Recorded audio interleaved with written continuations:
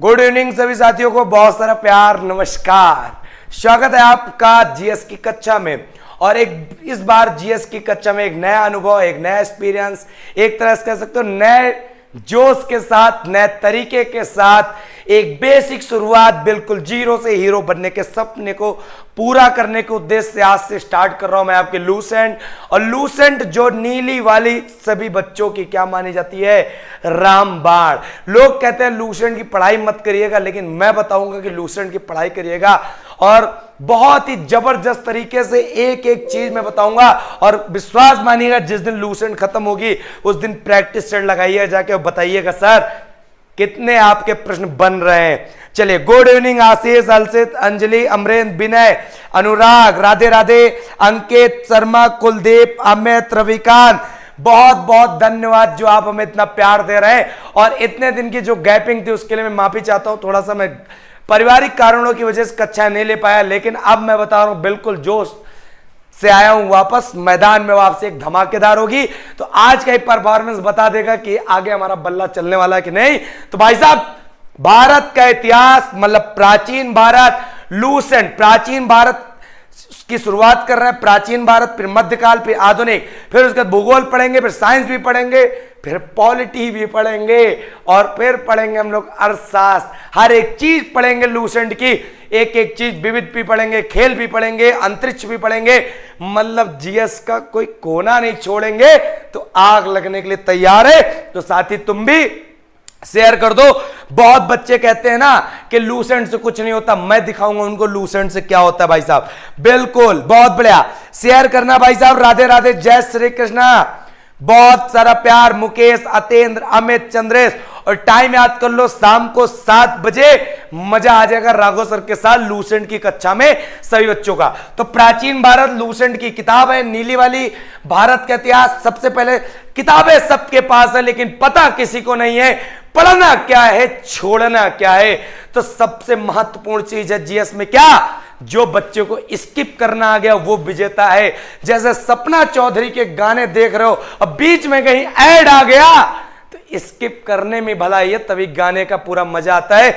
उसी प्रकार आपको जीएस में स्किप करने का आनंद आना चाहिए, ना कि ऐड देखने का। ऐड देखोगे तो बीच में फंस जाओगे, और ऐड स्किप करोगे तो सफल हो जाओगे।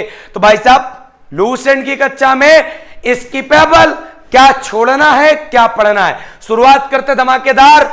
लूसेंट लूसेंट लूसेंट, भारत का इतिहास, प्राचीन भारत। प्राचीन भारत की पहली यूनिट में बताने से पहले बताना चाहता हूं क्या, तो बात समझना। उत्तर में हिमालय से लेके दक्षिण में कन्याकुमारी समुद्र तक का फैला जो देश है उसको हम लोग भारतवर्ष के नाम से जानते हैं। और भारतवर्ष के नाम कई सारे हैं। भारत देश को भारत नाम पड़ा राजा भरत के नाम पे, और इसका नाम जो पड़ा इंडिया, इंडिया नाम रखा यूनानियों ने, आर्यावर्त भी नाम इसका, और मुस्लिम इतिहासकारों ने इसका नाम रखा हिंदुस्तान। हिंदुस्तान इसलिए रखा क्योंकि सिंधु नदी बहती थी, सा को वो लोग पढ़ते थे हा, और सिंधु से निकला हिंदू, तो हिंदुस्तान हो गया। क्लियर है, बहुत बढ़िया, क्या बात है।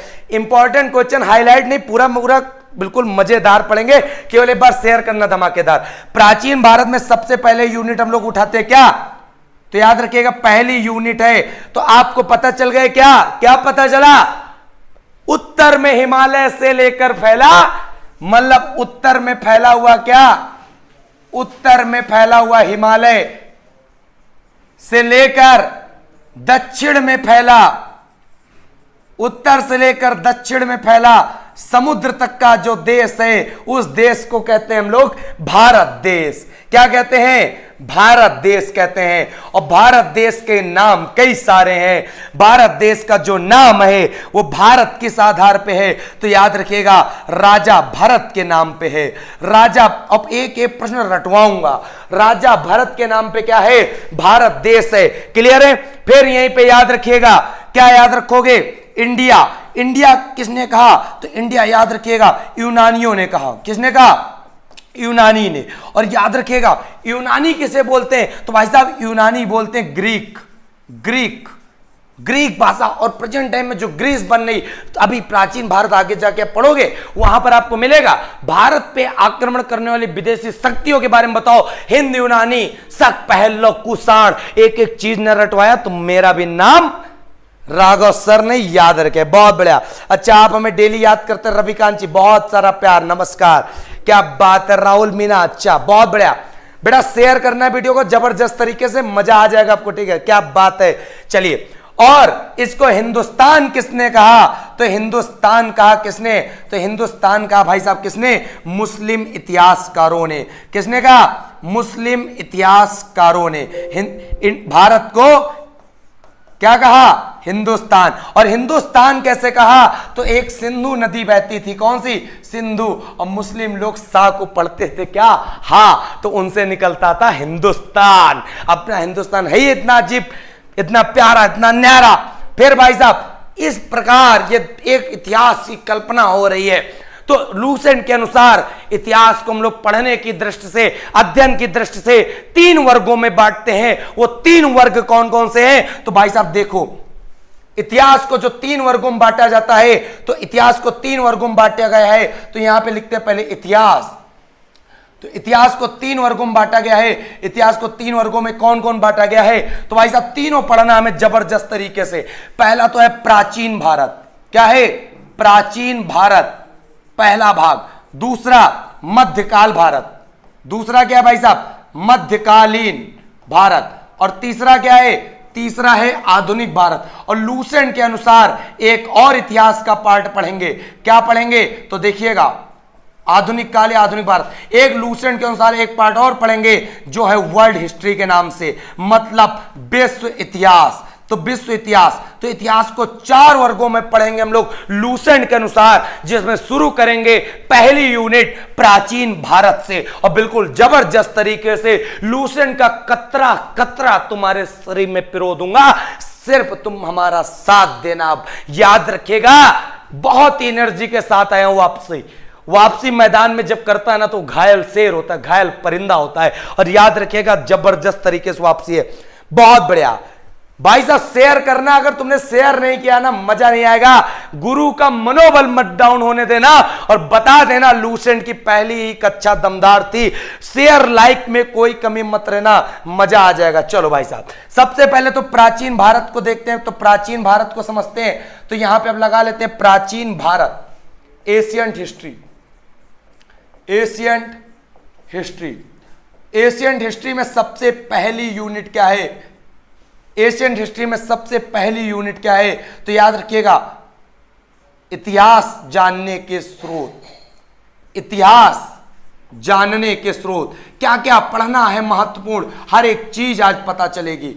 इतिहास जानने के स्रोत, तो पहली यूनिट आपकी यही है, इतिहास जानने के स्रोत प्राचीन भारत में। ठीक है, तो प्राचीन भारत में इतिहास जानने के स्रोत क्या क्या हैं, तो देखते हैं जबरदस्त तरीके से। अब बहुत बढ़िया, क्या बात है, डेली क्लास होगी शाम को 7 बजे यूट्यूब पर होगी भाई साहब। बहुत बढ़िया, बिल्कुल बिल्कुल भाई साहब। आर्यन, राहुल, चलिए बहुत बढ़िया बच्चा। चलिए, इतिहास जानने के स्रोत, तो इतिहास जानने के स्रोत को पता है 4 भागों में बांटा गया है। कितने भागों में? 4 भागों में बांटा गया है। वो 4 भाग कौन कौन से हैं, तो देख लेते हैं। पहले जो भाग है उसका नाम है धर्म ग्रंथ। क्या नाम है? धर्म ग्रंथ। तो धर्म ग्रंथ में आपको क्या क्या पढ़ना पड़ेगा? धर्म ग्रंथ में आपको वेद पढ़ने पड़ेंगे, वेदांग पढ़ने पड़ेंगे, और यहीं पे आपको पढ़ने पड़ेंगे क्या? पुराण पढ़ने पड़ेंगे। और धर्म ग्रंथ में आपको क्या पढ़ना पड़ेगा? पुराण के बाद उपनिषद पढ़ने पड़ेंगे। ये सारे के सारे क्या है? धर्म ग्रंथ के अंतर्गत आ जाएंगे। और धर्म ग्रंथ के बाद जो आपको आएगा वो क्या आएगा? धर्म ग्रंथ के बाद जो दूसरा आएगा वो भाई साहब आएगा ऐतिहासिक ग्रंथ। क्या आएगा? ऐतिहासिक ग्रंथ। तो ऐतिहासिक ग्रंथ में आपको देखो क्या करना है। तो ऐतिहासिक ग्रंथ का मतलब है ना कि जैसे सब प्रमुख प्रमुख लेखकों की पुस्तकें, जैसे भाई साहब आपको यहाँ पे जातक मिलेगी। जातक अभी बताऊंगा किस धर्म से संबंधित है। आपको यहाँ पे आगम मिलेगी। आगम के बाद यहाँ पे आपको अष्टाध्यायी मिलेगी। अष्टाध्यायी के साथ साथ आपको यहां पर क्या मिलने वाली है? आपको यहां पर रास तरंगिणी मिलने वाली है। मतलब एक एक चीज मिलने वाली है भाई साहब, मजा आ जाएगा आपको। ठीक है, और यहां पे मिलने वाले बहुत सारी चीजें। ऐतिहासिक ग्रंथ के अलावा जो तीसरा टाइप है स्रोत, वो क्या है? विदेशी यात्रियों का विवरण, विदेशी यात्रियों का विवरण। तो विदेशी यात्रियों का विवरण, जैसे यहां पर आपको चीनी यात्री पढ़ने में मिलेंगे, कौन से? चीनी। और यहीं पे आपको मिलेंगे यूनानी रोमन यात्री, यूनानी रोमन यात्री पढ़ने को मिलेगा। और यहीं पे आपको मिलेगा क्या? इस एक प्रकार से अरबी लेखक भी आपको यहीं पे पढ़ने में मिलेंगे। तो आपको मैं बिल्कुल एक कैटेगराइज कर रहा हूं किस प्रकार आपको पढ़ना है भाई साहब, क्या क्या महत्वपूर्ण है। फिर जो चौथा मिलेगा, पुरातत्व संबंधी साक्ष्य।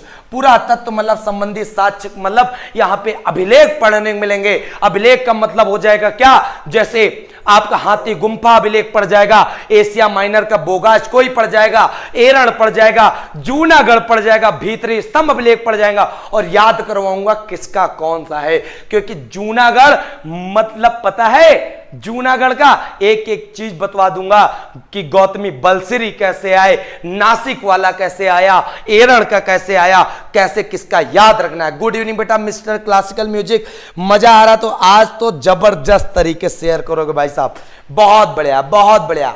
हाँ जबरदस्त क्लास अच्छा लगेगा ना, पूरा पूरा लगेगा। तो पुरातत्व संबंधी में सारे अभिलेख पढ़ेंगे और सारे सिक्कों इक्कों के बारे में जानेंगे।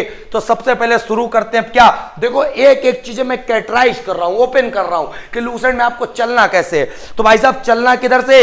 अब धर्म ग्रंथ से चलना है। तो धर्म ग्रंथ से चलने के लिए तैयार हो जाओ सभी लोग। सुशील राही गुड इवनिंग बेटा, बहुत बढ़िया। सूरज विनय शिव पूजन, भाई साहब लाइक शेयर में कोई कमी मत करना, मैं तुमको पढ़ाने में कोई कमी नहीं रखूंगा, मैं आपसे वादा कर रहा हूं। चलो बहुत बढ़िया। अब सबसे पहले शुरुआत करते हैं किससे? धर्म ग्रंथ से। तो धर्म ग्रंथ से जब शुरुआत करते हैं तो भाई साहब सबको पता होना चाहिए क्या? भारत का सर्व प्राचीन धर्म ग्रंथ क्या है? सर्व प्राचीन धर्म ग्रंथ है जिसका नाम है क्या? वेद। और वेद के रचयिता किसे माना जाता है? तो वेद के रचयिता, पहला ही प्रश्न बनता है, सबसे प्राचीन धर्म ग्रंथ में क्या आता है? वेद। और वेद के रचयिता किसे माना जाता है? महर्षि कृष्ण, महर्षि कृष्ण द्वैपायन वेद व्यास, महर्षि कृष्ण द्वैपायन वेद व्यास, इनको माना जाता वेद का क्या? वेद का रचयिता। और इन्होंने वेदों को रचा। तो वेद इन्होंने कितने बताए? तो इन्होंने वेद बताए कितने? 4 वेद बताए। कितने बताए? 4 वेद।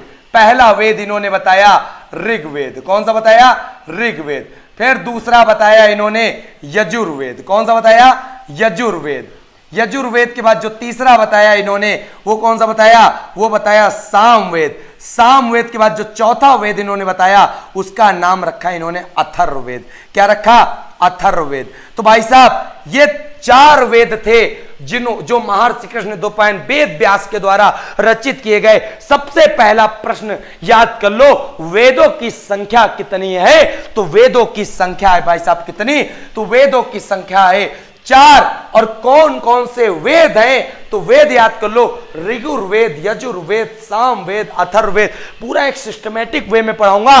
कोई भी एग्जाम फाड़ देना जाके, रेलवे हो, एसएससी हो, बैंक हो, कोई भी एग्जाम फाड़ देना जाके पूरी पूरी जीएस यहां से मिलने वाली है, गारंटी। लूसेंट का एक अत्याधुनिक रूप मैं दूंगा।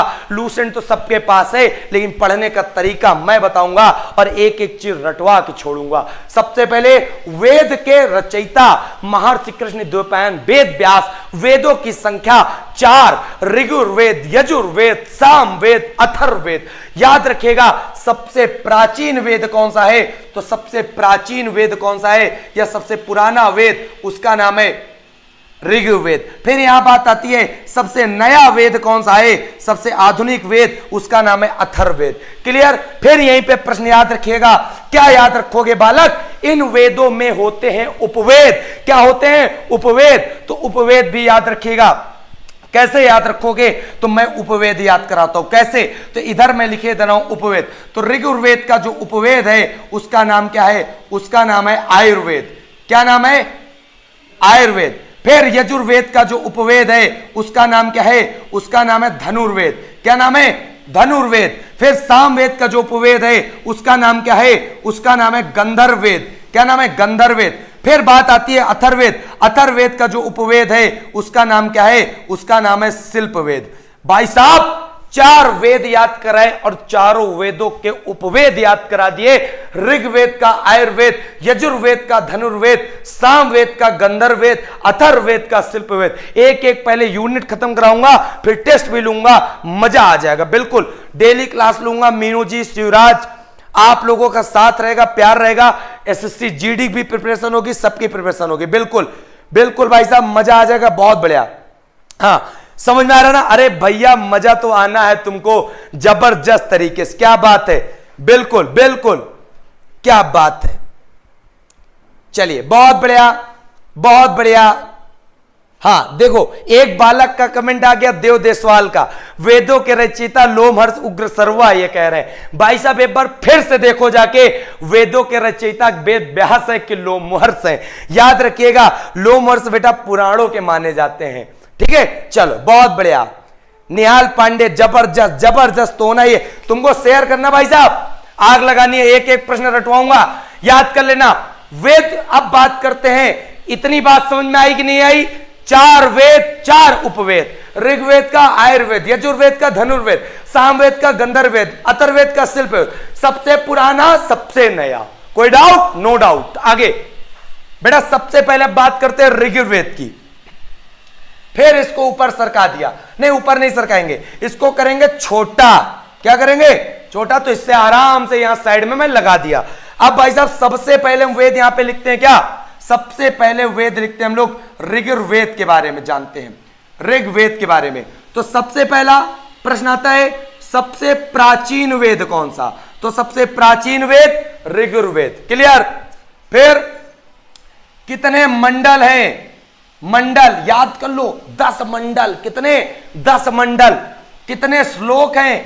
1028 सूक्त, और सूक्त को ही कहते हैं क्या? श्लोक। और 10,462 ऋचाएं, और ऋचाएं को बोलते हैं क्या? रचनाएं। ठीक, 10 मंडल, 1028 श्लोक या सूक्त, और 10,462 ऋचाएं, मतलब रचनाएं। याद रखिएगा, ऋग्वेद में है। अभी इनको भी प्रश्न बताऊंगा, एक एक प्रश्न। क्या प्रश्न बनेगा? तो पहला प्रश्न समझो, इनकी रचनाओं को पढ़ने वाले को क्या बोलते थे? इनकी जो रचनाएं होती हैं, इनके पढ़ने वाले को क्या कहते हैं? तो इनको पढ़ने वाले को कहते हैं होत्र। क्या कहते हैं? होत्र। याद करते चलना, एक एक रटना है। 10 मंडल में कौन कौन से मंडल प्रमुख है तुम्हारे? तो भाई साहब हम बताते हैं कौन कौन से प्रमुख हैं। बहुत बढ़िया कमेंट आ रहा, क्या बात है, शेयर कर रहे हो। अरे भाई साहब दिल खुश कर दोगे आज तो तुम हमारा, क्या बात है। चलिए, सबसे पहला 10 मंडल में एक मंडल याद कर लो, तीसरा मंडल। कौन सा याद करोगे? तीसरा। तो तीसरे मंडल में क्या है? तीसरे मंडल में जो सूर्य देवता सावित्री है, सूर्य देवता सावित्री, उनको गायत्री मंत्र समर्पित है। तो याद रखिएगा, सूर्य देवता सावित्री को समर्पित मंडल कौन सा है? तो याद रखिएगा, सूर्य देवता सावित्री को समर्पित मंडल तीसरा है। भाई साहब कौन सा है? तीसरा। अब यही प्रश्न आ जाए कि गायत्री मंत्र ओम भूर्भुवस्सुवः तत्सवितुर्वरेण्यं भर्गो देवस्य धीमहि धियो यो न प्रचोदयात्। ये भाई साहब जो गायत्री मंत्र है, और इस मंत्र के उच्चारण से पूरे मन की शुद्धि होती है, आत्मविश्वास बढ़ता है, जोश बढ़ता है। ये हिंदू धर्म की मान्यता है। तो याद रखिएगा, गायत्री मंत्र का उल्लेख किस वेद में? तो गायत्री मंत्र का उल्लेख है भाई साहब किस वेद में? तो याद कर लो, ऋग्वेद में। कौन से वेद में? ऋग्वेद में। एक एक प्रश्न तुमको समझना है, ठीक है। फिर यहीं पे आपको याद क्या करना है? याद कर लेना, 9वें मंडल में क्या है? तो 9वें मंडल में है सोम देवता का उल्लेख। किसका उल्लेख है? सोम देवता का। भाई साहब 10 मंडल, 1028 श्लोक, मतलब सूक्त। सूक्त को हम लोग क्या कहते हैं? सूक्त को ही बोलते हैं श्लोक। और ऋचाओं को क्या कहते हैं? ऋचाओं को ही कहते हैं रचनाएं। और इनकी रचनाओं को पढ़ने वाले क्या कहते हैं? होत्र कहते हैं। बिल्कुल मजा आ रहा ना? क्या बात है भाई साहब, जबरदस्त अंदाज में बैटिंग हो रही है आज तो, ठीक है। और इन्हीं मंडल में तीसरा मंडल सूर्य देवता सावित्री को समर्पित, 9वां मंडल सोम देवता को समर्पित, और याद कर लेना 8वां मंडल किसको? तो हाथ से लिखित हुई रचनाएं होती हैं, तो उन रचनाओं को क्या कहते हैं? तो याद रखिएगा, हस्तलिखित रचनाएं। हस्तलिखित रचनाएं। तो हस्तलिखित जो ऋचाएं हैं या रचनाएं हैं वो किस मंडल में है? 8वें में। और हाथ से लिखी हुई रचनाओं को क्या कहते हैं? तो याद रखिएगा, हाथ से लिखी हुई रचनाओं को कहते हैं क्या? खिल। क्या कहते हैं? खिल खिला खिल। क्लियर? तो भाई साहब तीसरा भी याद हो गया, नवा भी याद हो गया और 8वां भी याद हो गया। और याद कर लो 10वां मंडल में क्या है? 10वां मंडल में है क्या? पता है आपको? जो वर्ण व्यवस्था के बारे में बात करते हैं, जो इसको हम लोग क्या कहते हैं? एक प्रकार से वर्णित सूक्त व्यवस्था। क्लियर है? पुरुष सूक्त की बात करते हैं तो पुरुष सूक्त की बात किसमें है? तो याद रखिएगा पुरुष सूक्त की बात है 10वें मंडल में। और पुरुष सूक्त का मतलब इसमें कितने प्रकार के बताए गए? 4। ब्राह्मण, क्षत्रिय, वैश्य, शूद्र। क्या बताए गए? ब्राह्मण, पुरुष सूत्र जो बताए गए, सूक्त मतलब जो बटे हुए हैं जात, एक प्रकार से उनके कर्म के अनुसार बांटा गया था इस व्यवस्था में, पुरुष सूक्त में, जो 10वें मंडल में। ऋग्वेद में जो 10वां मंडल है वो एक प्रकार से जातियों का बंटवारा है और ये वर्ण व्यवस्था का बंटवारा है। किस आधार पे? कर्म के आधार पे। तो याद रखिएगा जो पुरुष सूक्त है वो कितने वर्गों में? ब्राह्मण, क्षत्रिय, वैश्य और शूद्र। तो ये हो गया पुरुष सूक्त। क्लियर है? चलो बहुत बढ़िया, मजा आ रहा ना? चलो तो भाई साहब पूरा का पूरा ये ऋग्वेद हमने आपको जबरदस्त तरीके से क्या कर दिया? बता दिया। क्लियर है? गजब, क्या बात है। शिव पूजन निषाद गुड, 100% सही। क्या बात है भाई साहब। फिर देखो एक प्रश्न आता है ऋग्वेद में इंद्र के लिए कितने रचनाएं की गई हैं या मंत्र की रचनाएं की गई हैं? तो याद रखिएगा इंद्र के लिए 250 और इंद्र से छोटे देवता जिनका नाम है अग्नि। क्या नाम है? अग्नि। और अग्नि के लिए कितनी ऋचाएं? तो याद रखिएगा 200। इंद्र के लिए 250 और अग्नि के लिए 200। एक एक प्रश्न बताएंगे जबरदस्त तरीके से। मजा आ रहा ना? चलिए 7 बजे से लगेगी, 7 बजे से क्लास डेली लगेगी। तो ऋग्वेद के बारे में उम्मीद करते मजा आ गया होगा। सबसे पुराना वेद ऋग्वेद, गायत्री मंत्र ऋग्वेद में कितने मंडल? 10 मंडल। कितने श्लोक? 1028 श्लोक या सूक्त। कितनी रचनाएं? 10,462 रचनाएं, मतलब ऋचाएं। और इन रचनाओं को पढ़ने वाले क्या कहते हैं? इन ऋचाओं के पढ़ने वाले कहते हैं होत्र भाई साहब। और मंडल में 4 मंडल प्रमुख हैं। कौन कौन से? तीसरा जो मंडल है ना वो सूर्य देवता सावित्री को समर्पित है। और जो यहां पे 9वां मंडल है वो सोम देवता को समर्पित है। और यहां पे जो 8वां मंडल है वो हस्तलिखित रचनाएं, हाथ से लिखित रचनाओं के लिए, जिनको हम लोग खिल खिला खिल खिल कहते हैं। ठीक है? और जो 10वां मंडल है वो पुरुष सूक्त के लिए, जिसमें ब्राह्मण, क्षत्रिय, वैश्य, शूद्र के बारे में बताया गया है। और ऋग्वेद में इंद्र के लिए 250 मंत्र तथा अग्नि के लिए 200 मंत्रों के बारे में बताया गया है। चलिए बहुत बढ़िया। अच्छा अमृता जी कह रही हैं आपकी हैंड राइटिंग गजब है। थैंक यू बेटा। चलिए बहुत बहुत प्यार बेटा। फटाफट वीडियो को लाइक कर रहा हूं, वीडियो को शेयर करना बिल्कुल मत भूलिएगा। जबरदस्त अंदाज में पढ़ाऊंगा ये मान लीजिएगा। ठीक है? पूरी लूसेंट रटवा के छोड़ूंगा और रटवा के मानूंगा। किसी को मैं बिना रटवाए नहीं छोड़ूंगा। चलो भाई साहब, तो उम्मीद करते हैं ऋग्वेद के बारे में जानकारी सबको परफेक्ट मिल गई होगी और याद हो गया होगा। चलो ऋग्वेद के बाद जब आप नीचे पढ़ते हो तो ऋग्वेद के बाद एक नीचे टॉपिक दिया है। क्या दिया है? ईसवी तथा ईसा पूर्व। बहुत बड़ा टॉपिक है भाई साहब। बीसी और एडी को बोला गया यहां पर क्या? ईसवी। और बीसी को क्या बोला गया? ईसा पूर्व। क्या बोला गया? ईसा पूर्व, बीसी को। यह टॉपिक पहले कंप्लीट करना है, ये भी छोटा सा। एक एक बॉक्स की चीज समझाऊंगा, एक एक चीज, कुछ भी छोड़ूंगा नहीं। कुछ छोड़ दिया तो बेकार है। रटवाना आता नहीं, समझाना आता है मेरे को। ठीक है? चलो बहुत बढ़िया। बिल्कुल बिल्कुल बेटा। वाई ग्रुप सबके लिए, वाई ग्रुप, एक्स ग्रुप सब पढ़ो भाई साहब। ठीक, फिजिक्स मिलेगी वहां पे। सबसे बड़ी बात क्या होती है? बीसी का पहले तो फुल फॉर्म आपको पता होना चाहिए। क्या होता है? Before the Jesus Christ. Before the Jesus Christ. कहने का मतलब है जीसस क्रिस्ट की बात कर दिया।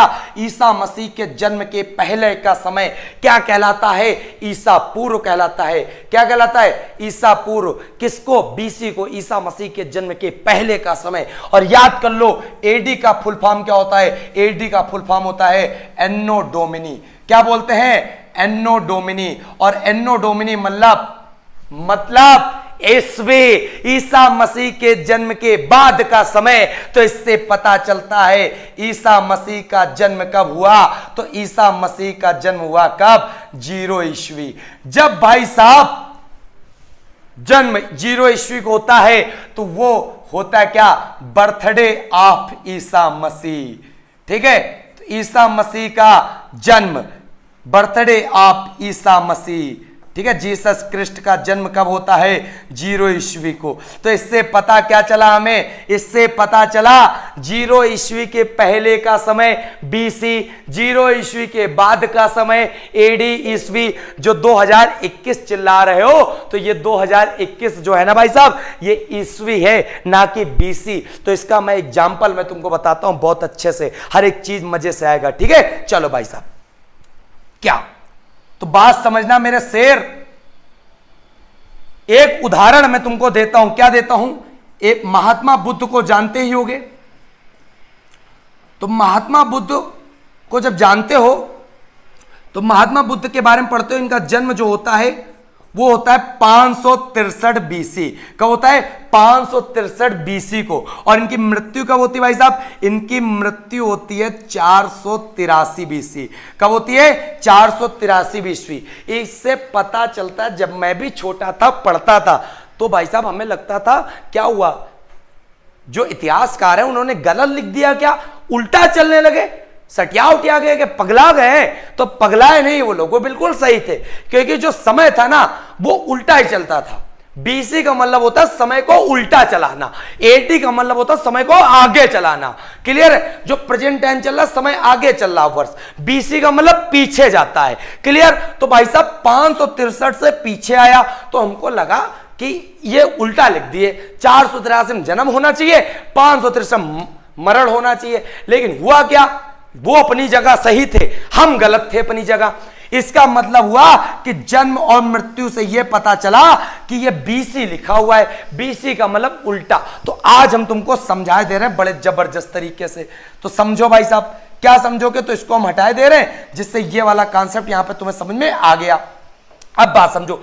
इसी प्रकार बांट दिए गए क्या?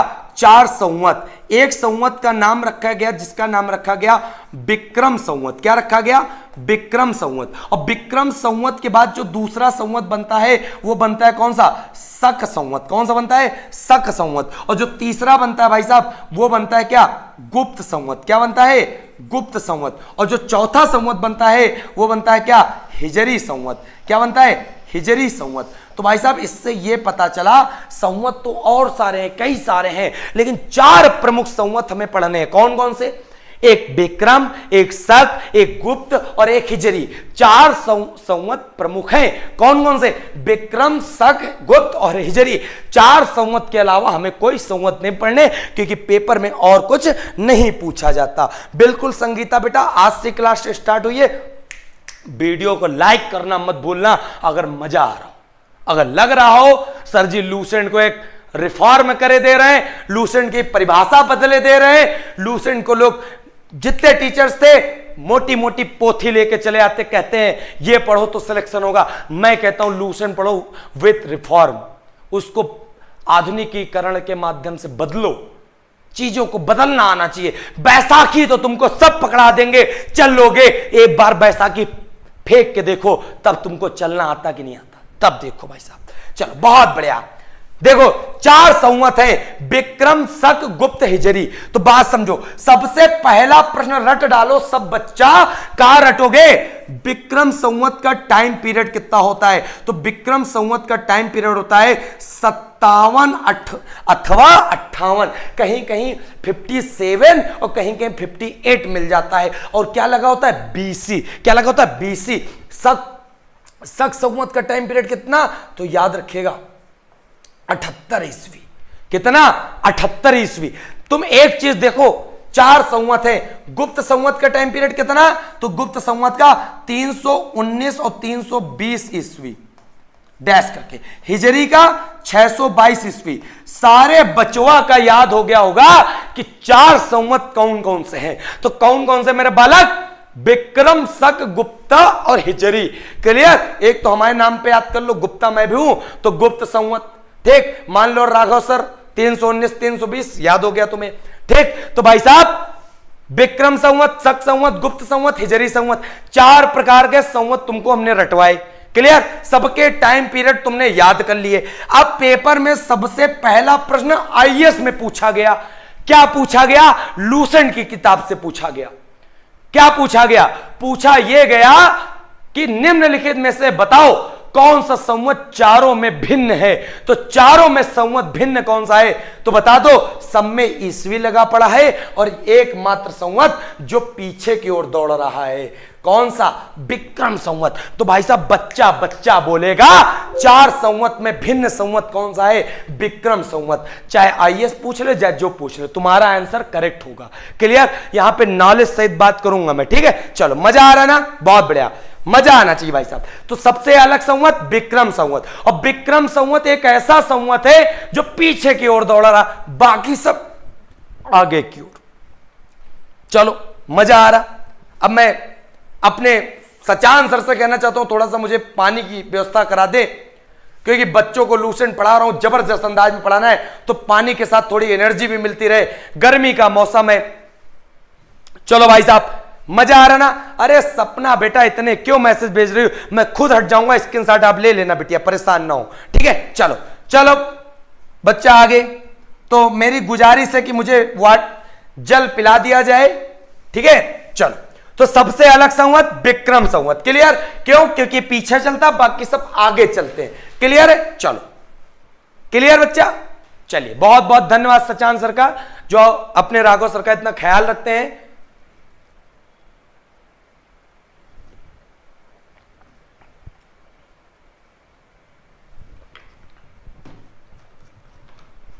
भाई साहब 4 संवत बता दिए। हटके कौन सा है? विक्रम है। कौन सा है? विक्रम है। क्लियर?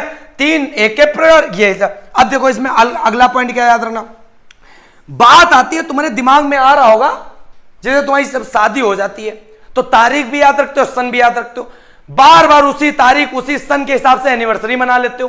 क्लियर? या तुम्हारा जन्म दिवस हो जाए, तुम्हारे लड़के का हो जाए, तुम्हारी लड़की का हो जाए। ठीक? या मान लो भाई बहन जिसका भी जन्म दिवस हो, उस दिन जन्म दिवस हुआ हो तो वो मनाते हो बार बार। क्यों? क्योंकि वो स्पेशल था। क्लियर है? तो उसी प्रकार विक्रम संवत, शक संवत, गुप्त संवत, हिजरी संवत भी तो कुछ ना कुछ स्पेशल रहा होगा। तो स्पेशल क्यों रहा भाई साहब? तो विक्रम संवत याद रखिएगा, एक राजा थे। कौन राजा थे? उज्जैन के स्थानीय राजा थे, और आज तक इन राजा का नाम नहीं ओपन हुआ अभी तक। उज्जैन के स्थानीय राजा थे और नाम अभी तक का नहीं पता चला इनका क्या था। तो उज्जैन के स्थानीय राजा ने हराया किसको था? शकों को हराया। किसको हराया था? शकों को। अब तुम्हारे मन में बात आ रही होगी सर शक कौन थे? तो मैं बताता हूं कौन थे। भारत में जैसे आधुनिक में पढ़ते हो, यूरोपीय कंपनियों का आगमन हुआ, यूरोपीय कंपनियां भारत में आई, अंग्रेज पहले तो आई, पुर्तगाल, फिर डच, अंग्रेज। क्लियर है? पुत्रड़ा डैड फंसा बताया था। ठीक उसी प्रकार भारत, प्राचीन भारत में भी आक्रमण हुआ है भाई साहब। मध्य में जैसे मुगलों ने किया, प्राचीन में किसने किया? तो प्राचीन में याद कर लो क्रम, सबसे पहले हिंद यूनानी। प्राचीन भारत में आक्रमण करने वाली शक्तियों का क्रम क्या विदेशी होगा? हिंद यूनानी, फिर है शक, और शक के बाद क्या है? शक के बाद है पहल्लव, और पहल्लव के बाद क्या है? कुषाण। तो सब बच्चा बच्चा बोलेगा प्राचीन भारत में आक्रमण करने वाली विदेशी शक्ति 4 कौन कौन से थी? तो भैया हिंद यूनानी थी, शक थी, पहल्लव थी और कुषाण थी। हिंद यूनानी, शक, पहल्लव, कुषाण। हिंद यूनानी, शक, पहल्लव, कुषाण, 4 शक्तियां प्रमुख थी जो विदेशी शक्ति थी। क्लियर? अब देखो, तो उज्जैन के जो स्थानीय राजा रहे विदेशी शक्ति आए थे शक, इनका हरा देना है। तो जिस सन में इन्होंने हराया, क्लियर नहीं कर पाया कि 57 एक 58 इसी सन को मनाते हम लोग विक्रम संवत। और विक्रम संवत इसलिए मनाते क्योंकि ये जो राजा थे ना, ये राजा भाई साहब जो थे ना थोड़ा एडवांस थे। इन्होंने जैसे ही जीता इन्होंने अपनी उपाधि रख ली, अपनी उपाधि ग्रहण की। कौन सी? विक्रमादित्य उपाधि।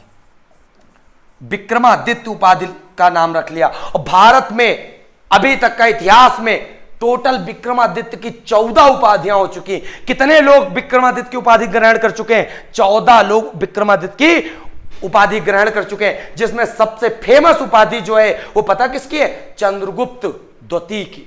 चंद्रगुप्त द्वितीय की सबसे फेमस उपाधि है विक्रमादित्य की, याद रखिएगा। तो इसका तो मतलब समझ में आ गया होगा, आ गया ना, कि ये विक्रम संवत क्यों चालू हुआ? उज्जैन के स्थानीय राजा ने शकों को हराया था और इन्होंने कौन सी उपाधि वापस ग्रहण की? विक्रमादित्य। टोटल इतिहास में आज तक विक्रमादित्य की कितनी उपाधियां हुई?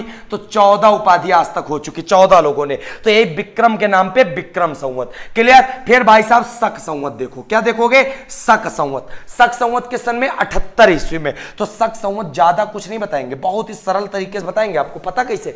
जो एक जो 4 शक्ति तुमको याद करवाया हमने, हिंद, यूनानी, शक, पहलव, कुषाण, एमा एक का तो काम हो गया, एक का तो काम हो गया। उज्जैन के स्थानीय राजा शकन का हरा दिन, तो विक्रम संवत चालू हुआ। क्लियर? फिर इसके बाद एक और काम है का? कुषाण जो वंश के शासक हैं, कुषाण वंश के, तो कुषाण वंश के शासक का नाम रहे, कुषाण वंश के शासक जो हैं, कुषाण वंश के शासक, उनका नाम था कनिष्क। क्या नाम था? कनिष्क। और याद रखिएगा पूरे कुषाण वंश का सबसे प्रतापी शासक, पूरे कुषाण वंश का सबसे ज्यादा प्रतापी शासक पता को रहे? कनिष्क था, कनिष्क। और कनिष्क ने क्या किया? इस सन में इन्होंने एक उपलब्धि हासिल कर ली। क्या? कहीं अब हम गद्दी पर बैठेंगे, तो टीका वीका लगा होगा, माला वाला पहना होगा, सिंहासन बैठे, मुकुट उकुट लगा होगा। तो याद रखना कनिष्क का जिस सन में राज्यरोहण हुआ था या राज्यभिषेक हुआ था, उस सन को हम लोग कहते हैं क्या? शक संवत। क्या कहते हैं? शक संवत। तो दोनों संवत याद हो गए, कौन किसकी वजह से चालू हुआ। तो उज्जैन के स्थानीय राजा ने शकों को हराया, विक्रमादित्य की उपाधि ली, तो विक्रम संवत। कुषाण वंश का शासक कनिष्क ने मुकुट पहना, तो वो क्या हो गया? शक संवत 78 ईस्वी। क्लियर है? क्लियर होना चाहिए। अब सबसे बड़ा प्रश्न, जो तुम्हारा कैलेंडर है, पता कौन सा कैलेंडर है तुम्हारा? ग्रेगोरियन कैलेंडर है। जो अपना कैलेंडर है उस कैलेंडर का नाम पता क्या है? ग्रेगोरियन। और याद रखिएगा ग्रेगोरियन कैलेंडर ऐसा कैलेंडर है जो किस पर आधारित है? किस संवत पे? वो आधारित है शक संवत पे। वो आधारित है किस पे? शक संवत। तो पेपर में प्रश्न आता है, जो भारत का आधुनिक कैलेंडर है ग्रेगोरियन कैलेंडर, किस पे आधारित है? वो आधारित है किस पे? शक संवत पे। क्लियर? याद हो गया? अंग्रेज लोग महीना मनाते हैं 1 जनवरी, आखिरी मनाओ तो दिसंबर, लेकिन तुम्हारा महीना जो ओरिजिनल है हिंदी माह, पहला मंथ कौन सा होता है? तो याद रखिएगा पहला माह जो होता है उसको बोलते हैं क्या? चैत्र। क्या बोलते हैं? चैत्र। जो अंतिम महीना होता है उसको क्या बोलते हैं? तो याद रखिएगा अंतिम माह जो होता है उसको बोलते हैं फागुन। फागुन। भैया एक एक चीज बताएंगे तुमको, एक एक चीज, बेसिक से बेसिक, ऊपर से ऊपर, मजे से मजे, बिल्कुल। बहुत बढ़िया निधि, रविकांत, मैं भाई साहब एक बार जोर लगाओ, शेयर करो, जबरदस्त अंदाज में मजा आ जाए। चलो भाई साहब, पहला महीना हिंदी का चैत्र और अंतिम फागुन। और याद रखिएगा चैत्र शुरुआत कितनी तारीख से होता है? चैत्र की शुरुआत होती है 22 मार्च से। कब से? 22 मार्च की। और फागुन का अंतिम दिन कब होता है? तो फागुन का अंतिम दिन होता है 21 मार्च को। क्लियर? फागुन का अंतिम दिन होता है 21 मार्च और शुरुआत होती है 22 मार्च। मजा आ रहा ना? क्लास बेटा आराधना शाम को 7 बजे आपको मिलेगी। चलो इसको फिर छोटा करते थोड़ा सा, फिर आगे देखते हैं मजे से। ठीक? अच्छा, आपको स्क्रीनशॉट लेना? ले लो बच्चा, मैं आपको स्क्रीनशॉट पहले लेवा दूं, फिर उसके बाद छोटा करते हैं।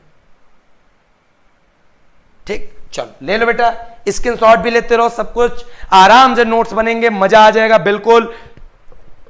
एमटेक कंप्यूटर एजुकेशन उन्नाव, क्या बात है, मजा आ रहा है भाई साहब। उन्नाव में झंडे गाड़ने अपने अब तो।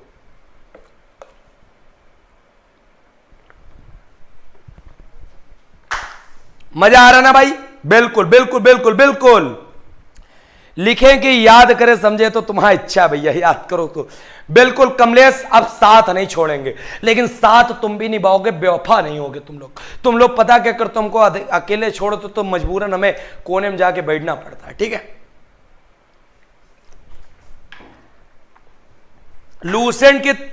लूसेंट से जीएस में आग लगाएंगे, मैं बता रहा हूं। लूसेंट से जीएस में जितने यूट्यूब है जाके देख लो, लूसेंट की सिर्फ पढ़ी है, बांची गई है। लेकिन अब देखना लूसेंट पढ़ी कैसे जाती, सिखाई कैसे जाती, दिमाग में कैसे रखी जाती, तो मैं सिखाऊंगा तुमको। चलो भाई साहब, सबके लिए बिटिया कंप्लीट रही है, धर्मेश सबके लिए कंप्लीट रहेगा, परेशान ना हो तुम, ठीक है। बस पढ़ते रहो भाई साहब, पढ़ते रहो। चलो अब इसको करते हैं छोटा थोड़ा सा, फिर इसको पहुंचा देते यहां, और जब यहां पहुंचा दिया हमने तो बात समझो बहुत ध्यान से। क्या समझोगे बच्चों? तो विक्रम समझ में आगा, शक समझ में आगा। अब बचा गुप्त संवत। तो गुप्त संवत किसने चालू किया? तो याद रखिएगा, गुप्त संवत चालू किया किसने? चंद्रगुप्त प्रथम ने। चंद्रगुप्त प्रथम ने क्या चालू किया? गुप्त संवत। कौन सा संवत? गुप्त संवत। याद रखिए, हिजरी संवत क्या होता है? तो मुस्लिम धर्म के या इस्लाम धर्म के पैगंबर तो पता ही होगा। तो मुस्लिम धर्म के पैगंबर का नाम क्या था? तो मुस्लिम धर्म के पैगंबर का नाम था मोहम्मद साहब। मोहम्मद साहब, मुस्लिम धर्म या इस्लाम धर्म के पैगंबर मोहम्मद साहब, ठीक। अब भाई साहब इन्होंने क्या किया? इन्होंने किया ये कि 622 ईस्वी में ये इनको ज्ञान की प्राप्ति हुई। क्या हुई? 622 ईस्वी में ज्ञान की प्राप्ति हुई। और ज्ञान की प्राप्ति कहां पर हुई? तो हीरा नामक गुफा में हुई। कहां पर हुई? हीरा नामक गुफा में। किसको? मोहम्मद साहब को। तो भाई साहब 622 ईस्वी को कहते हैं क्या? हिजरी संवत। पेपर में प्रश्न आ गया, हिजरी संवत कौन से धर्म से संबंधित रहे? तो भैया मुस्लिम भाई वाला संबंधित है इस्लाम धर्म से। याद रखना, बिल्कुल बिल्कुल। बच्चा दीपक पहली क्लास है, परेशान मत हो, ठीक है। पहली क्लास है, एक एक प्रश्न बताऊंगा मैं तुमको। अब सभी बच्चों के लिए एक प्रश्न आ रहा है बहुत ही जबरदस्त अंदाज में। देखता हमारा बच्चों का कितना तेज भाव है। चलो भैया, सबसे पहला प्रश्न तुम्हारे स्क्रीन पे आ रहा क्या? शक संवत एवं हिजरी संवत। हिजरी संवत के मध्य कितने वर्ष का अंतर है? के मध्य कितने वर्ष का अंतर है? देखते हैं कितने बालक बताते हैं कितने वर्ष का अंतर है। जल्दी से बताओ भैया, कौन बताएगा? देखते हैं कौन बाजी मारता है। स्टडी एंड फिटनेस, बिल्कुल बिल्कुल, बहुत बढ़िया। दीपांशु, किलर किलर किलर, क्या बात है भाई साहब। हाँ, मैथ की क्लास होगी बच्चों 8:30 बजे। अम्बुसर SD यादव तबाही मचावे आ रहे हैं मिश्रण लिख के, ठीक। चलो जल्दी बताओ, शक संवत और हिजरी संवत के मध्य अंतर जल्दी बताओ बच्चा, बहुत बढ़िया। बिल्कुल, लूसेंट की आज पहली क्लास है। अच्छा, आ गया आंसर, क्या बात है मेरे शेर। देखो हिजरी संवत, देखो सभी बच्चों का गलत आंसर आ रहा। पता क्या गलत आ रहा? अभी हम बताते हैं गलत क्या आ रहा आपका। भाई साहब शक संवत टाइम पीरियड कितना था? 78 ईस्वी। और हिजरी संवत का कितना था? 622 ईस्वी। दोनों के बीच अंतर पूछ रहा। ईस्वी सेम है, तो 622 में घटा कितना दो? 78। तो 12 में 8 गए, कितना बचा? 4। 11 में 7 गया, 4। यहां कितना बचा? 5। 544 साल का फर्क है शक संवत और हिजरी संवत के बीच में। ये IAS में प्रश्न पूछे जावत इस तरह। क्लियर? चलो बहुत बढ़िया। 544, क्या बात है। ज्योति हिरवार, क्या बात है। सी ऑफ नॉलेज, मजा आ गई बच्चा। सर्वेश के एडिटिंग, क्या बात है। आशीष, बहुत बढ़िया बहुत बढ़िया, सबको मजा आएगा ना। अगला प्रश्न पूछते हैं, अब देखते हैं कितने बालक बताते हैं, मजा आ जाएगा। शक संवत एवं विक्रम संवत के मध्य अंतर बताओ। शक संवत एवं विक्रम संवत के मध्य अंतर कितने वर्ष का है? के मध्य अंतर कितने वर्ष का है? देखते हैं कौन बचवा इस बार बाजी मारा था मां। चलो बहुत बढ़िया, राजा नंदन। क्या बात है, क्या बात है। चलिए सभी लोग मैथ की क्लास में आज जुड़ना, क्योंकि एसएससी जीडी का प्रारंभ हुआ है। तो आज एसएससी जीडी के लिए लूसेंट की क्लास और मैथ में एसडी यादव आतंक छाएंगे जबरदस्त तरीके से। 7 बजे जुड़ना न भूलो हमसे, और 8:30 बजे मिलना है अम्बुज सर से, जो मैथ ऑफ विजार्ड। क्लियर, बहुत बढ़िया। हाँ देख लो अरे बच्चा सब फेल हो गए, 21 साल निकाल के। हमको पता रहा गलती करिए है बच्चा, कोई बात नहीं बच्चों। अब बात समझो बहुत प्यार से। क्या समझोगे? शक संवत मतलब 78 ईस्वी है, मतलब 78 ईस्वी है। विक्रम संवत मतलब बच्चा 57 बीसी है, 57 बीसी है। क्लियर? तो बात समझो, अब ती ईस्वी नहीं है कि सेम है, घटा के रख दो, अब ती अलग अलग है। तो सबसे पहली बात बीसी है मतलब उल्टा चलेगा मामला। उल्टा का मतलब 57, 56, 55, 54। क्लियर? तो भाई साहब 57 से इसी प्रकार उल्टा चलते चलते एक समय ऐसा आएगा कि 0 ईस्वी मिल जाएगी, मतलब 57 साल ये चल के आना पड़ेगा, तभी तो 0 ईस्वी मिलेगी, वरना 0 ईस्वी नहीं मिलने वाली। क्लियर हो गई बात? चलो बहुत बढ़िया। फिर आगे देखो, फिर आगे देखो जबरदस्त अंदाज में। तो 57 ये चल के आए, उसके बाद बचवा क्या करना है? पता क्या करना है? 0 ईस्वी तक गई जाइयो, कहां तक का? 78 तक का, मतलब 1 ईस्वी, 2 ईस्वी, 3 ईस्वी, 4 ईस्वी, 5 ईस्वी, 6 ईस्वी, इस तरह चले जाइयो 78 तक का। और जब 78 साल तक यहां जाओगे तो 78 और 57, 78 और 57 दोनों जोड़ दो, कितना आएगा भाई साहब? 78 57 हो गया, 8 7 15, 7 5 12, 1 13। भैया मैथ सीखे रहे हो, हम भी अम्बुज सर से मैथ सीखते हैं, तभी हम जोड़ पाते हैं, याद रखिएगा। ठीक है? अम्बुज सर हमारी क्लास डेली 2 घंटे मैथ की लगाते हैं। तो 135 वर्ष आ गया किसके किसके बीच डिफरेंस? शक संवत और विक्रम संवत के बीच। तो भैया जितने लोग सही थे, मधु बिल्कुल सही, बहुत बढ़िया। योगेंद्र, संदीप, क्या बात है, मजा आ रहा ना भाई साहब? मजा आएगा। इस तरह के प्रश्न तुमको इतिहास में कोई नहीं पढ़ाएगा, हम पढ़ाएंगे। ठीक है? चलो भाई साहब बहुत बढ़िया। और कभी भी 58 ईस्वी लेके आ जाए, ऑप्शन 135 ना होए, 136 हो तो वो सही जी। बताओ कैसे हुई जी? क्योंकि 57 की जगह क्या मान ले हैं? 58, तो 58 मान के चलिए तो 136 आ जी। क्लियर?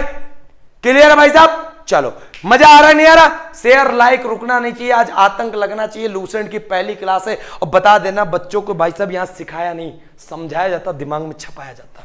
ठीक है? चलो हर जगह तुमने रटने वाली विद्या पढ़ी होगी, यहां रटेगे नहीं आप। तो भाई साहब सारे संवत अंतर निकाल लोगे। तो अगर एक बार संवत की बात करें तो कितने संवत? 4। कौन सा कैलेंडर अपना आधारित है? शक संवत पे। ग्रेगोरियन कैलेंडर है, पहला महीना हिंदी का चैत्र, अंतिम फागुन। चैत्र की शुरुआत 22 मार्च थे, फागुन का अंतिम दिन 21 मार्च। क्लियर? फिर बच्चा चारों संवत में सबसे अलग कौन सा है? विक्रम। विक्रम एक के पीछे अलग है क्योंकि उल्टा जावत है, बाकी तीनों आगे जावत है। तो विक्रम संवत मतलब कितना? 57 या 58 बीसी। शक संवत 78 ईस्वी। गुप्त संवत 319 320 ईस्वी। हिजरी 622 ईस्वी। खत्म।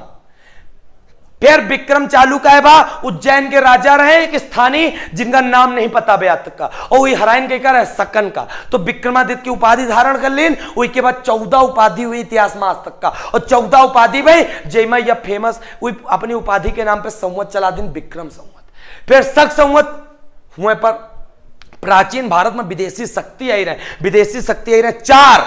हिंद यूनानी, शक, पहलव, कुषाण। जेमा कुषाण के राजा रहे कनिष्क, और कनिष्क रहे सबसे प्रतापी शासक, और जब प्रतापी रहे तो चालू कर इनका अपन राज्याभिषेक मुकुट धारण कर ली। तो मुकुट धारण कर ली तो इस संवत बना दिन शक।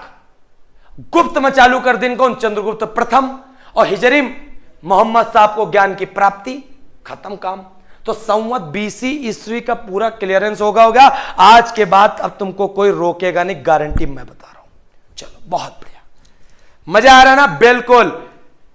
नैना पटेल, बिल्कुल मजा आ रहा है, बहुत बढ़िया। मधु प्रभाकर, क्या बात है। रविकांत भाई साहब डेली शाम को 7 बजे जुड़ना।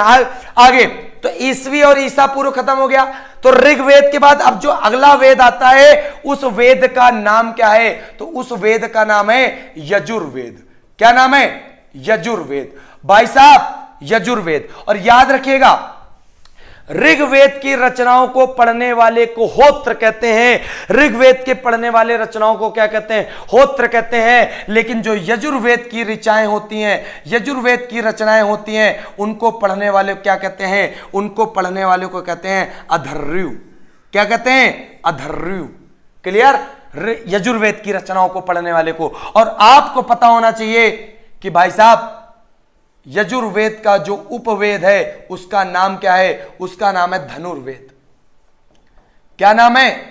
धनुर्वेद। यजुर्वेद का जो उपवेद है। और यजुर्वेद ऐसा वेद है जिसमें पता क्या है? सारस्वर, सारस्वर पाठ के लिए, मतलब पूजा उजा करने के लिए, पूजा उजा करने के लिए जो मंत्रों का उच्चारण किया जाता है वो कौन सा है? यजुर्वेद है।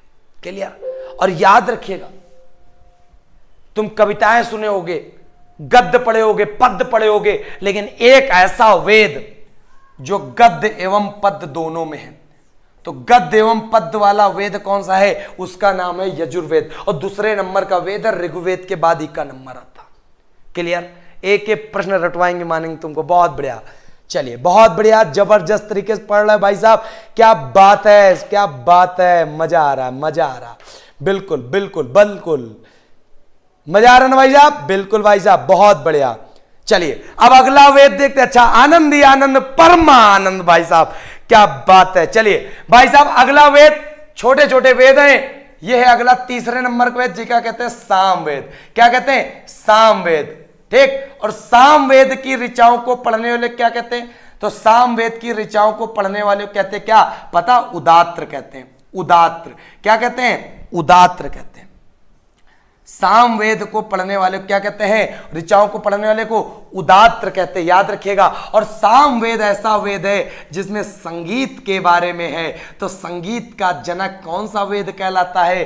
तो संगीत का जनक सामवेद कहलाता है। और सामवेद का उपवेद कौन सा है? तो सामवेद का उपवेद का नाम है गंधर्व वेद। क्या नाम है?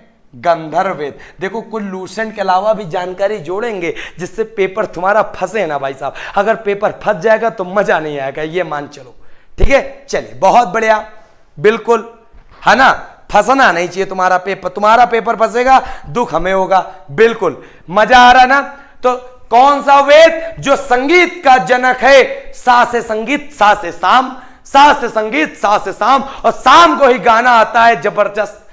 भाई साहब इनकी ऋचाओं को पढ़ने वाले को उदात्र कहते हैं। और इस वेद, इसके उपवेद का नाम गंधर्व वेद है। तो इस प्रकार याद रखिएगा जबरदस्त तरीके से। अगला वेद एवं अंतिम वेद कौन सा है?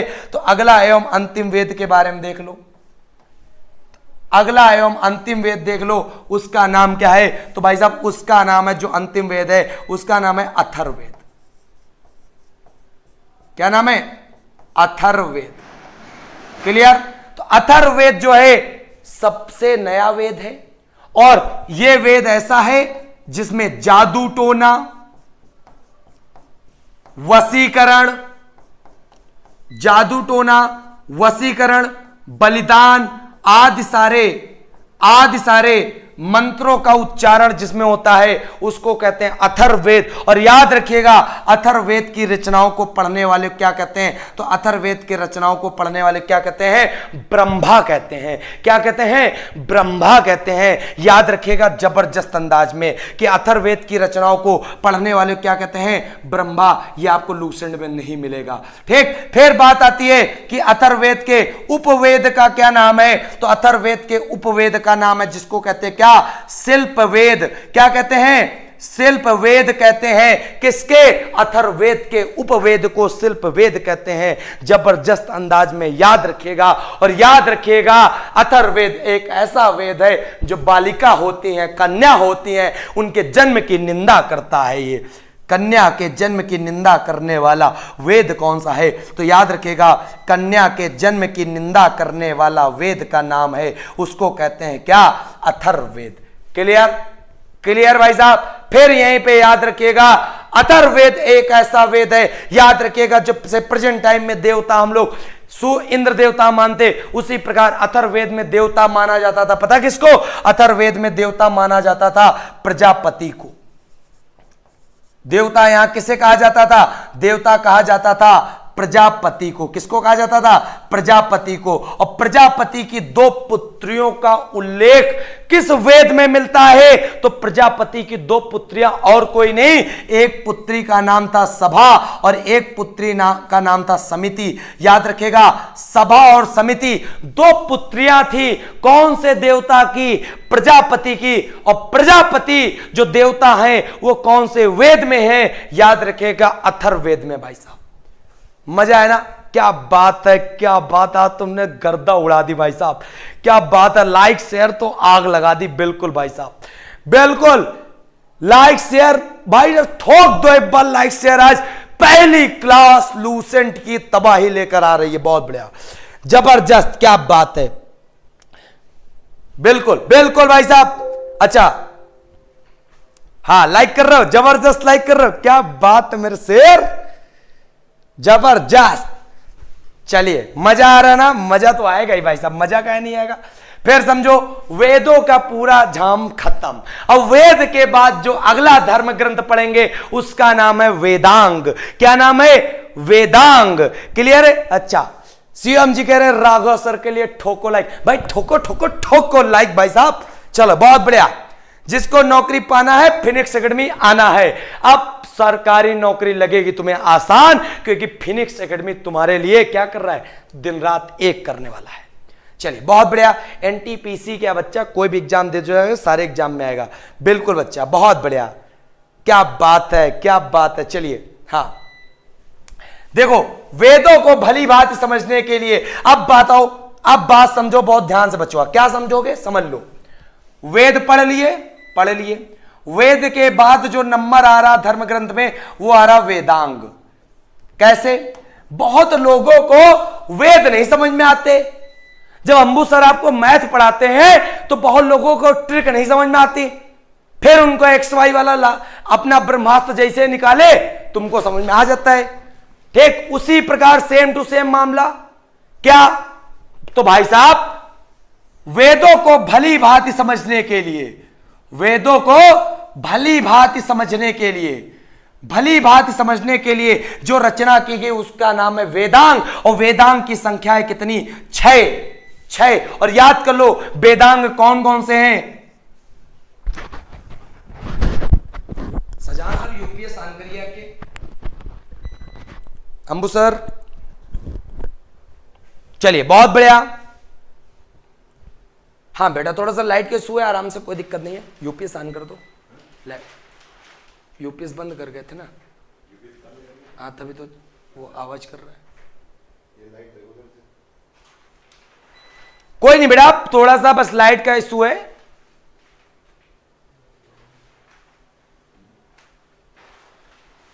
चलिए, वेदांग, वेदांग की संख्या कितनी है? 6। अब वो 6 याद कर लो, कौन कौन? एक का नाम है शिक्षा, एक का नाम है ज्योतिष, एक का नाम है कल्प और एक का नाम है निरुक्त। शिक्षा, ज्योतिष, कल्प, निरुक्त और एक का नाम है छंद और व्याकरण। तो भाई साहब, टोटल जो वेदांग हैं वो कितने हैं? वेदांग है 6। कौन कौन से? तो याद रखिएगा, शिक्षा, ज्योतिष, कल्प, निरुक्त, छंद, व्याकरण। पेपर में प्रश्न फंसा क्या? निम्नलिखित में से कौन सा वेदांग नहीं है बच्चों? तो आप आराम से बता दोगे, शिक्षा, ज्योतिष, कल्प, निरुक्त, छंद, व्याकरण, ये सारे क्या हैं? ये सारे वेदांग हैं। और वेदांगों की रचना सिर्फ इसलिए की गई क्योंकि बहुत लोगों को वेद समझ में नहीं आए। तो वेद जिनको समझ में नहीं आए तो उसके लिए रचना करनी पड़ी किसकी? वेदांग की। और वेदांग की संख्या कितनी है? 6।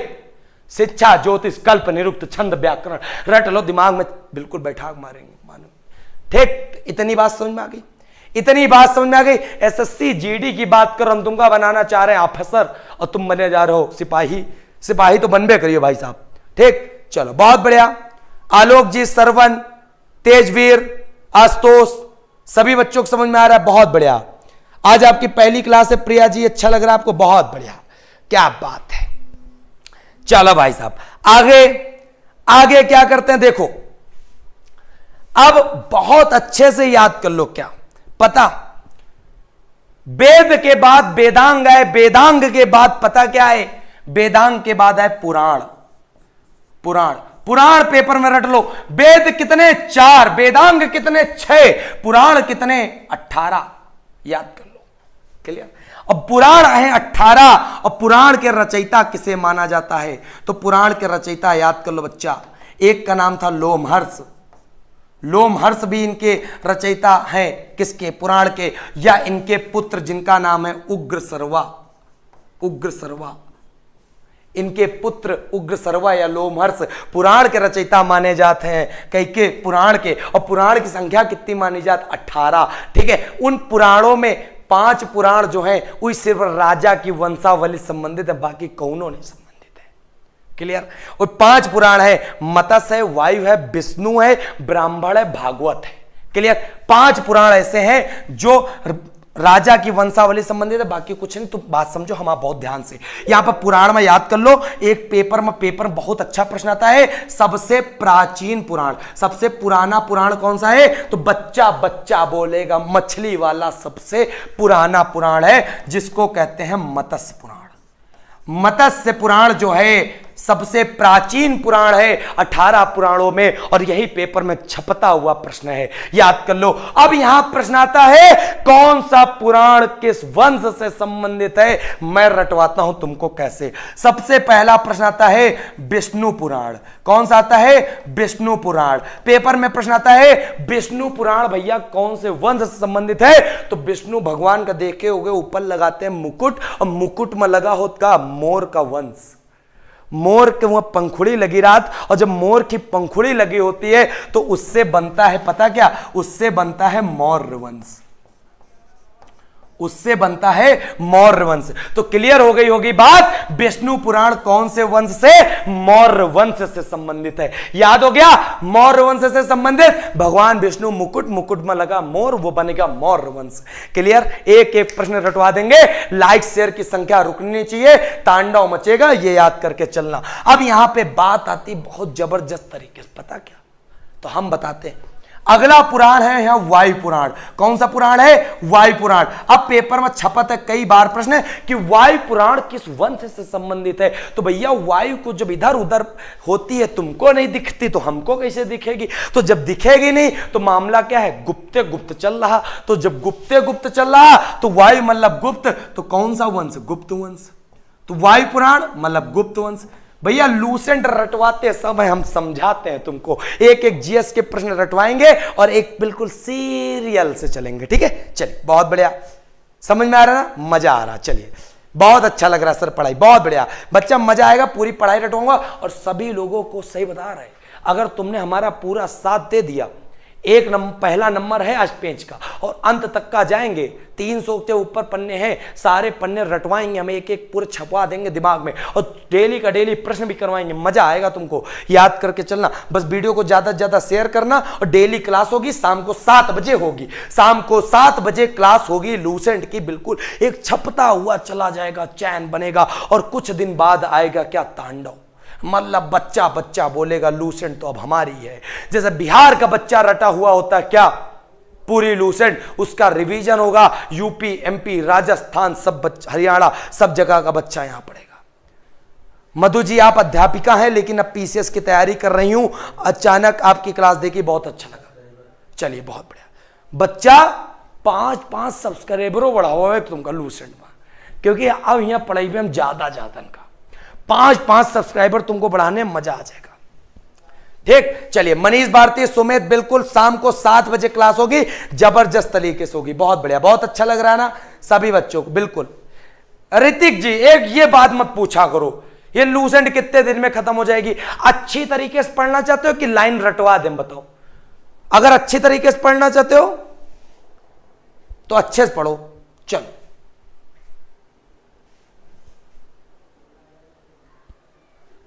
अरे अम्बू सर अंबु सर, अंबु सर, थोड़ा सा अंबु सर को बुलाइए।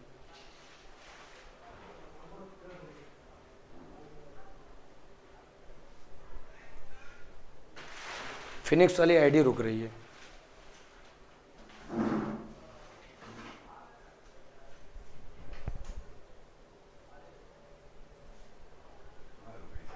चलो देखते रहो 2-3 मिनट।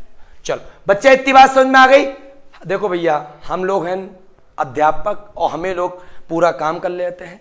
1-2 आते हैं जो एडिटर लोग होते हैं, बहुत उनका हम लोग मनाते हैं तभी काम हो पाता है। ठीक, चलो तो इतनी बात समझ में आ गई। अब एक पुराण और याद कर लो, उस पुराण का नाम है मत्स्य। और मत्स्य पुराण जो है वो कौन से वंश से संबंधित है?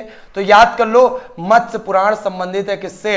तो याद कर लो, मत्स्य पुराण किससे संबंधित है? आंध्र सातवाहन से। किससे? आंध्र सातवाहन से। तो आंध्र सातवाहन से कौन सा पुराण? तो याद रखिएगा, उसको नाम है मत्स्य। तो भैया, मौर्य वंश से कौन सा? विष्णु जी सिर पर लगाए मुकुट, उम्मा लगा मोर, तो विष्णु पुराण, मौर्य वंश। फिर गुप्त वंश, वायु चली गई। सचान सर का फेवरेट डायलॉग, वायु का मतलब उल्टा युवा, और युवा से हम याद करवा रहे हैं, वायु से गुप्त, मतलब गुप्त रहता मामला। फिर आंध्र सातवाहन वंश, मत्स्य पुराण। क्लियर? चलो पुराण का मामला क्लियर। भाई साहब आगे आगे समझो मेरे बच्चों, पुराणों का मामला समझ में आ गया तुम्हें अच्छे से। इसको छोटा करें तो इस प्रकार यहां पे धर्म ग्रंथ की बात हो जाती है पूरी कंप्लीट। तो अब यहां पे बात समझो, क्या समझोगे भाई साहब? बहुत जबरदस्त कॉन्सेप्ट है कि एक कॉन्सेप्ट पूछा जाता है, वेद आए, वेद के बाद क्या आए? तो याद कर लो, वेद आए, वेदों के बाद क्या आए? तो वेदों के बाद आए ब्राह्मण, वेदों के आए ब्राह्मण, और ब्राह्मण के बाद आए क्या? अरण्यक, और अरण्यक के बाद क्या आए? अरण्यक के बाद आए उपनिषद। ये पूरा का पूरा क्रम आप रट डालो, पूरा का पूरा क्रम रट डालो, वेद, ब्राह्मण, अरण्यक, उपनिषद। और याद कर लो, यहां पे उपनिषद का भी प्रश्न आएगा तो पेपर में आप बता देना उपनिषद कितने हैं। तो उपनिषद है 108, पुराण रहे 18, और पुराण के 18 में बीच में लगा दो 0, तो हो जाते हैं क्या? 108। अच्छा, नेट की दिक्कत हो रही?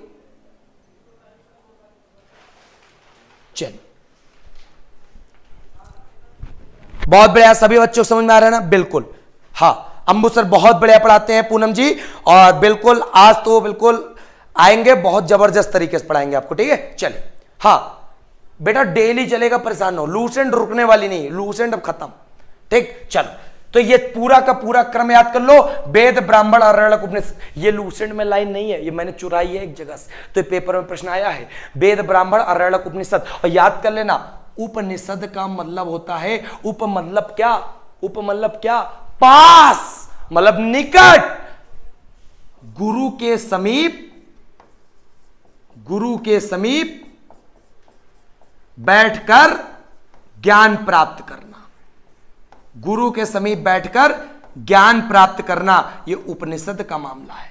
108 संख्या है, और याद कर लो, सबसे छोटा उपनिषद जिसका नाम क्या है? जिसका नाम है छंदोग्य उपनिषद। क्या है? छंदोग्य उपनिषद। और याद कर लो, एक उपनिषद है जिसका नाम है मुंडको उपनिषद, और मुंडको उपनिषद से पता क्या लिया गया भैया? देश की आन बान शान, सत्यमेव जयते, जिसको हम लोग कहते हैं क्या? आदर्श वाक्य। तो आदर्श वाक्य जो सत्यमेव जयते है, वो कौन से उपनिषद से लिया गया? तो सत्यमेव जयते लिया गया मुंडको उपनिषद से। क्लियर? एक एक प्रश्न समझ में आ रहा है।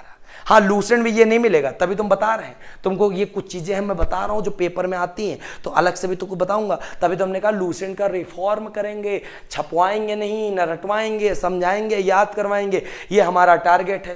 क्लियर है भाई साहब? फिनिक्स वाला देख लो भैया। चलिए चलिए, बिल्कुल क्लियर है सब बच्चों को? बहुत बढ़िया। अच्छा, धमाल मचा दिया विदित जी, क्या बात है। तो भाई साहब लाइक, 5 सब्सक्राइबर फटाफट जोड़ दो, क्योंकि 8:30 बजे हम मुस्तर आपको मिलने वाले हैं तबाही के साथ। ठीक है, चलो बहुत बढ़िया, जबरदस्त तरीके से मजा आ गया ना? चलो बहुत बढ़िया। हाँ तो भाई, हाँ बच्चा पूछ रहा है कि कौन से ब्राह्मण में स्त्री को पुरुष का अर्धांगिनी बताया गया है। तो याद कर लो, उस ब्राह्मण का नाम है सतपथ ब्राह्मण। सतपथ ब्राह्मण में स्त्री जो है, स्त्री को पुरुष का अर्धांगिनी बताया गया है। पुरुष का अर्धांगिनी किस ब्राह्मण में? तो याद कर लो, पुरुष का अर्धांगिनी बताया गया किस में? तो वो बताया गया भैया सतपथ ब्राह्मण में। किस में बताया गया है? सतपथ ब्राह्मण में। एक एक प्रश्न रटवा के मान नंदू को, ठीक है। 7 बजे चलेगी हिमांशु बेटा, 7 बजे सभी बच्चों को लेकर आओ। 5 बच्चों को एसएससी कवर होगा, यूपी ट्रिपल एससी कवर होगा, एमपीपीएससी कवर होगा, सब कुछ कवर होगा, कुछ भी नहीं बचेगा, ये मान चलो। यूपी पुलिस, यूपी एसआई की वैकेंसी आने वाली, सब कुछ कवर होगा, ठीक है। चल बहुत बढ़िया, हाँ मजा आ गया ना। तो भाई साहब इस प्रकार हमारे सारे के सारे धर्म ग्रंथ होते हैं समाप्त। और जब धर्म ग्रंथ होते हैं समाप्त तो अब बारी है विदा लेने की। तो भाई साहब अब मिलेंगे हम आपको कब? कल शाम 7 बजे, तारीख 26 मार्च 2021 शाम का 7 बजे मिलबे बहुत ही जबरदस्त तरीके से। तो हाँ बिल्कुल, अच्छा फिनिक्स एकेडमी को बहुत ही धन्यवाद देना चाहते हैं। थैंक यू बेटा, आप सभी का प्यार है। और धन्यवाद अगर आप व्यक्त करना चाहते हैं तो 10-10 सब्सक्राइबर, कितने? 10-10 सब्सक्राइबर जोड़ देना। जबरदस्त बता रहे हैं, पहली बैटिंग रहे, जबरदस्त आनंद आया होगा। अगली क्लास में छक्का चौवा पड़ी है जबरदस्त तरीके से, ठीक है। तो पहली बैटिंग बिल्कुल अंदाज में हुई है वीरेंद्र सहवाग की तरह। चलो बहुत बढ़िया। अच्छा 5 बार दबा दिनो लाइक। अरे भैया 5 बार न दबाओ, 4 बार दबाओ तो मनबो करता है। अच्छा 5 बार दबाओ, पहले लाइक, फिर डिसलाइक, फिर लाइक, फिर डिसलाइक, फिर लाइक। क्या बात है, बहुत बढ़िया। मधु चांदनी, कितने बच्चों को आज मजा आया फटाफट कमेंट करके बताओ। और जब वीडियो समाप्त हो जाए तब बताना लूसेंट की सीरीज जो पहले स्टार्ट हुई है फिनिक्स एकेडमी और लक्ष्य ऑफिशियल के द्वारा, जानदार शानदार कैसी है। चलो बहुत बढ़िया। अच्छा 2 घंटे क्लास कर दें? चलो कर देंगे, कोई बात नहीं। आज पहली क्लास थी, तुम्हारा प्यार मिला है। प्यार शाम को कल 7 बजे सबका मिलना है। और अभी 8:30 बजे अंबु सर आ रहे हैं मैथ मत तांडव मचाने, मिश्रण के सारे सवाल आज खत्म करने एसडी यादव के। चलो बहुत बढ़िया। अच्छा हाँ पूरे वीडियो रहेंगे और कब तक मत पूछो, एक एक प्रश्न कराऊंगा बस, अब हमारी इतनी गारंटी है, ठीक। चलो बहुत बढ़िया। ऋतिक चंद्रवंशी 10 नहीं 100 जुड़वाएंगे, बस ये बता दो लूसेंट कब खत्म करोगे। लूसेंट खत्म करेंगे बस, आप समझते चलो, ठीक है। 1 महीना का टारगेट लेके चल रहे हो, खत्म करेंगे, फिर हम मैराथन भी क्लास लगाएंगे। आयुष जी कह रहे सर जब आप इतिहास पढ़ाते हो तो इतिहास हलवा लगता है, कल धमाल होगा। धमाल भी होगा, धमाका भी होगा, पड़ाके भी दबेंगे, छुरछुरिया भी जलेगी। चलो साथियों, सभी बच्चों को अब बोलते हैं हम शुभ रात्रि, जय नींदा मैया की जय, ठीक। तो भैया अब चलते हैं हम भी विश्राम करने, आप भी पढ़ो, रिवीजन करो, मैथ लेके आ जाओ क्योंकि 15 मिनट है, पानी वानी पी आओ, फिर उसके बाद मिलना अमृतसर से। तो अब हमारा हो गया समय खत्म। तो साथियों जय हिंद, जय भारत, वंदे मातरम।